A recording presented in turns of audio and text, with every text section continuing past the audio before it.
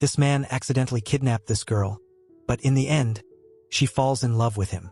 Don't forget to like and subscribe to the channel. Now let's dive in. The scene opens with Jack Hammond pulling up to a gas station with two simple tasks: fill the tank and buy cigarettes for the road. Everything was going smoothly until two cops entered the store. Jack, already visibly uneasy, hurriedly asked the cashier for his change. Unfortunately, the cashier managed to scatter coins across the counter. The clinking sound caught the cops' attention, which was the beginning of the chaos. They noticed a silver Volkswagen Rabbit parked outside, matching the stolen car description from the radio. They questioned Jack, who nervously claimed he was just a pedestrian. Before things could escalate further, another customer in the store armed with a chocolate bar pretended it was a gun. The situation spiraled out of control, and Jack, pulling out a real gun, threatened everyone, grabbed a hostage named Natalie, and fled the scene in a red BMW. The chase intensified.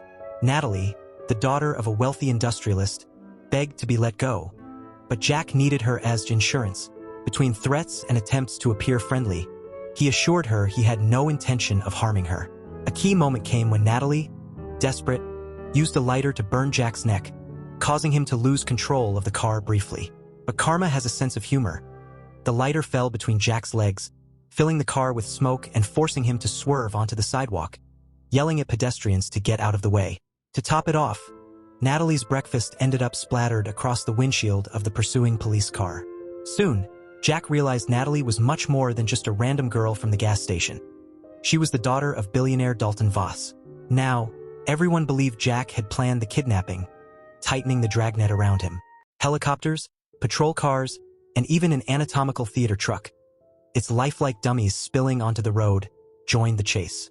Amid the chaos, Jack tried convincing Natalie of his innocence. He revealed he had been wrongly imprisoned for a bank robbery. The real thief wore the same clown costume he used as a children's party entertainer. Believe it or not, clowns can have alibis. Could have been the story's tagline. Meanwhile, Dalton Voss, enraged, offered Jack a $50,000 ransom, which Jack flatly refused.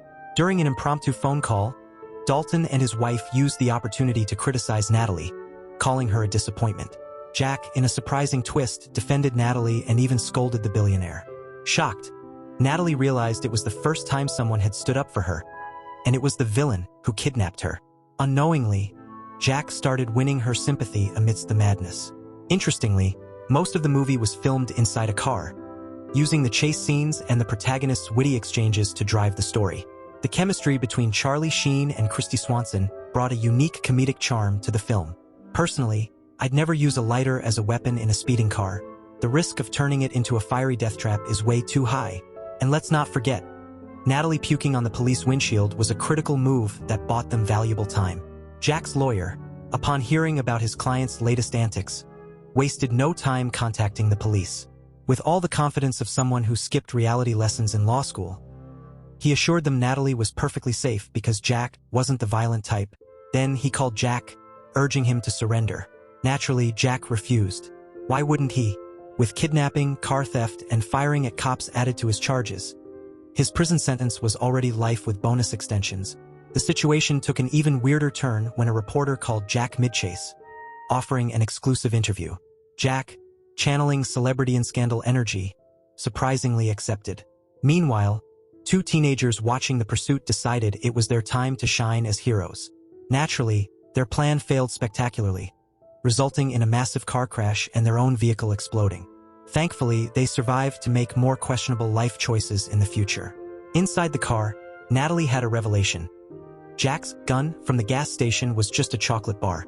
Realizing this, she began to warm up to Jack and his surprisingly non-violent ways.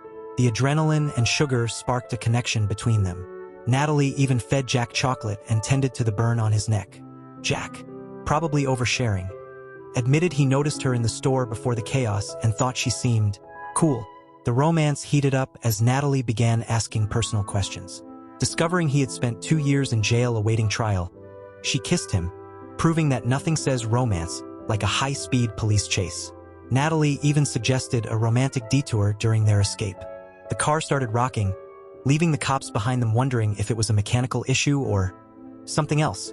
In a Bonnie and Clyde twist, Natalie declared she was willing to run away to Mexico with Jack since she had nothing to lose. She suggested demanding ransom money from her wealthy dad to fund their new life south of the border.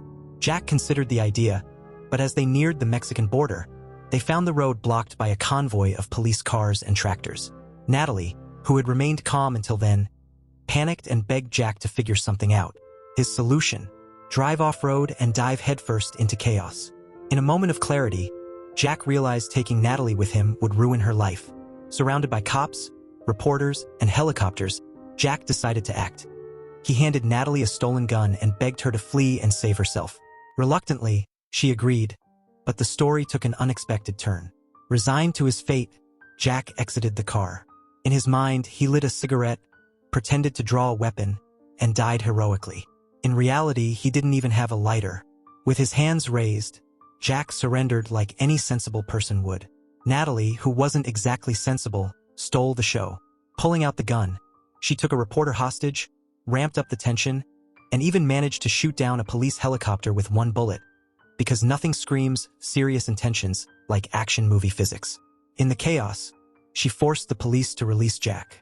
Together, they hijacked a film crew's helicopter and vanished into the sunset.